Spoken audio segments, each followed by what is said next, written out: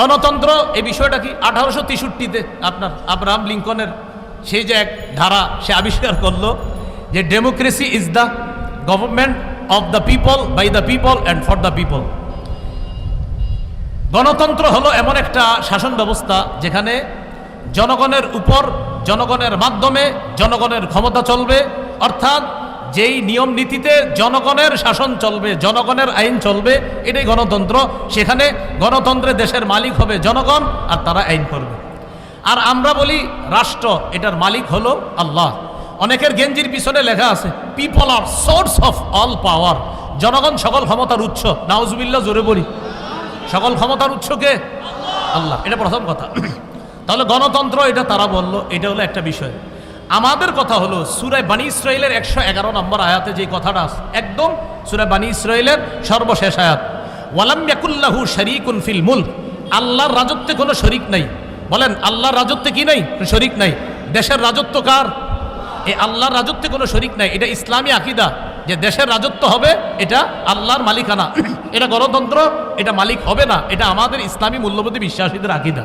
আচ্ছা, সূরা ইউসুফের 40 নম্বর আয়াতে আছে ইনিল হুকমু ইল্লা লিল্লাহ, বিচার ব্যবস্থা শুধুমাত্র আল্লাহর পক্ষ থেকে হবে, আল্লাহই বিধানদাতা, আল্লাহই বিধান করবে। কথা সঠিক। এটা হলো প্রথম কথা।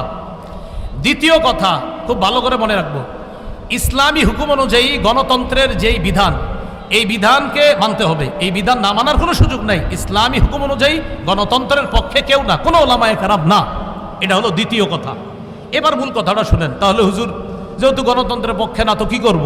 এখন ওলামায়ে কেরামের মধ্যে দুই দল। একদল বলেন গণতন্ত্রের বর্তমান পদ্ধতিতে দেশে স্বেচ্ছায় অথবা ইচ্ছায়, ইচ্ছা করে হোক স্বেচ্ছায় হোক, মানুষকে বাধ্য করা হচ্ছে। এই পদ্ধতিতেই মানুষ যেন তাদের ক্ষমতা প্রতিষ্ঠিত করে, মানুষকে বাধ্য করা হচ্ছে।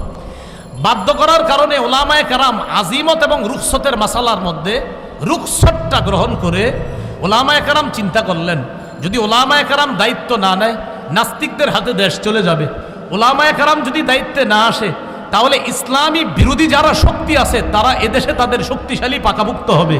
তখন ওলামায়ে কেরামের মধ্যে একদল বলেন সুতরাং নাস্তিক্যবাদী শক্তিকে রহিত করার জন্য এই পদ্ধতিতে জনগণের অংশগ্রহণ করা আবশ্যক। এটা একদলের অভিমত। আরেকদল বলেন জায়েজ। একদল বলছে আবশ্যক, আরেকদল বলছে এটা জায়েজ। এই পদ্ধতিতে অংশগ্রহণ করে নাস্তিক্যবাদের বিরোধিতা করা এবং আল্লাহর হুকুম পৃথিবীতে প্রতিষ্ঠিত করার জন্য চেষ্টা করা। আমি জানতে চাই, আমাদের আবরার ভাই এখানে আছে, আপনার তো এই নিয়তে আছে নাকি অন্য কোনো নিয়ম? আমাদের আবরার ভাই মাশাআল্লাহ ইনশাআল্লাহ সিলেটের এমপি হবে, আল্লাহ কবুল করে।